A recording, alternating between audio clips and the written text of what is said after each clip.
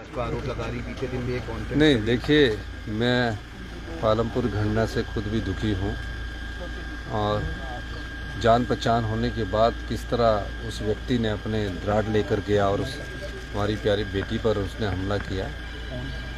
मैं अभी बात ही कर रहा था, एसपी को भी मैंने दिशा निर्देश दिया, उसको अरेस्ट कर लिया गया। अरेस्ट करना मकसद नहीं है, लेकिन ये देखना पड़ना कि इस प्रकार की घटना को अंजाम क्यों दिया जा रहा है, उस सोच की तरफ बढ़ने की ज़रूरत है। और मेरा मानना है कि हम इस दृष्टि से कड़ी से कड़ी कार्रवाई भी करेंगे और उस बेटी के प्रति जो भी स्वास्थ्य के संबंधित खर्चा होगा उसका सरकार वहन करेगी। सर, बागियों से लगातार जो बयानबाजी और नोकझोंक है वो चल रही, कब तक ये सोशल मीडिया पे चलता रहेगा? बागी कौन से बागी? जितने लोग दिल्ली को भाजपा में गए हैं। बागी नहीं है, बागी तो पार्टी के अंदर वाले लोग होते हैं, वो तो बिके हुए विधायक है। वो तो बिके हुए विधायकों को आप थोड़ा डिफाइन करें ना। बागी होते पार्टी के अंदर ही रह के बात करना, और जो पार्टी छोड़कर बिक जाते हैं उन्हें बिके हुए विधायक करते हैं। मुझे उनकी नोकझोंक का कोई जवाब नहीं देना है। मुझे तो ये कहना है कि इस धर्मशाला विधानसभा क्षेत्र में जितना काम मैंने पिछले 14 महीने में खुद देख रेख में किया, मैं जब यहाँ 10 दिन के लिए ठहरा, मैंने स्मार्ट सिटी के सब प्रोजेक्टों को अप्रूवल दी जो पिछले 5-6 सालों से नहीं हो रही थी, और खुद प्रोजेक्ट को देखता था। ये जो बिका हुआ विधायक धर्मशाला के हैं, ये तो आते ही बहुत कम थे, विधानसभा भी बहुत कम, घर के पास विधानसभा बहुत समय अटेंड करते थे। फ़ोन पर कहते थे कि इसको एक्शन लगा दो, हम उनके फ़ोन पर एक्शन लगा देते थे। फ़ोन पर कहते थे एसडीएम लगा दो, हम उसके फ़ोन पर एसडीएम लगा देते। फ़ोन पर कहते थे चीफ इंजीनियर लगा दो, चीफ इंजीनियर लगा देते। जो भी काम कहते थे फ़ोन पर कभी धर्मशाला के विकास की बात नहीं करते थे। मैंने कहा कि हमने कांगड़ा को टूरिज्म कैपिटल डिक्लेयर किया, धर्मशाला में मैं और सुंदर सुंदर पार्क बनाना चाहता हूँ, कभी नहीं कहा। और आज ये इस बात को लेकर आप उनसे सवाल पूछो कि धर्मशाला के लोगों ने 5 साल के लिए कांग्रेस का प्रत्याशी चुनकर भेजा था, हाथ का निशान लेकर भेजा था। इतना बड़ा व्यक्तित्व नहीं है उनका।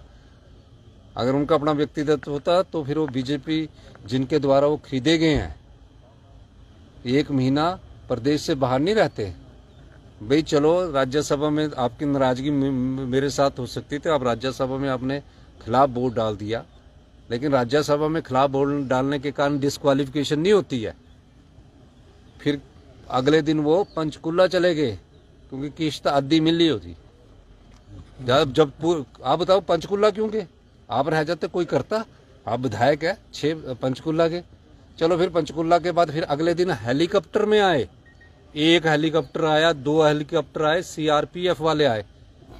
तो भारतीय जनता पार्टी जी ने जो ऑपरेशन लोटस किया वो महाराष्ट्र में सफल हो गया, कर्नाटका में सफल हो गया, और दिल्ली में भी केजरीवाल को बेचारे को सफल करने की कोशिश कर रहे, लेकिन यहाँ उनका सफल नहीं हुआ।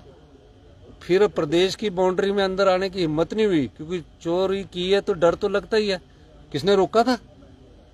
फिर कभी ऋषिकेश घूमते रहे, कभी गुड़गांव गए, कभी पंचकुला गए, और 1 महीने बाद आए कि हमें तो भारतीय जनता पार्टी ने टिकट दे दिया है। अब भारतीय जनता पार्टी के कार्यकर्ताओं की तरह कह रहे हैं कि तुम हमारे साथ चलो।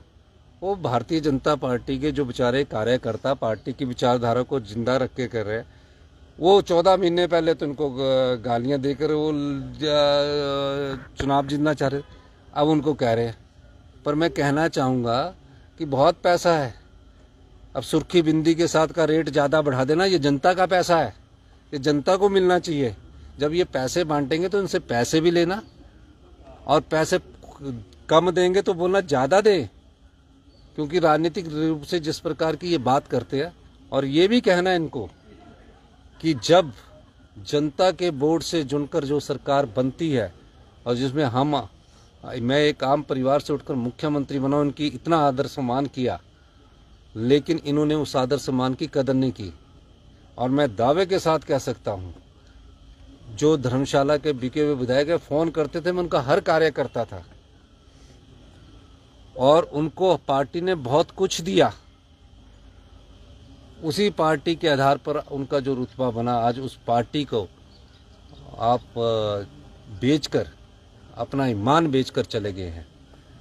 ये लड़ाई लोकतंत्र को बचाने की है।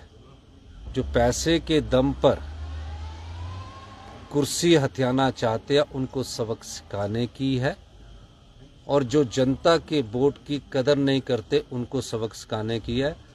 इस लोकसभा में जो भारतीय जनता पार्टी ने राज्यसभा की सीट चुराई है, इसका मुकाबला सरकारें नहीं कर सकती, इसका मुकाबला आम जनता करती है, जनता का बल करता है।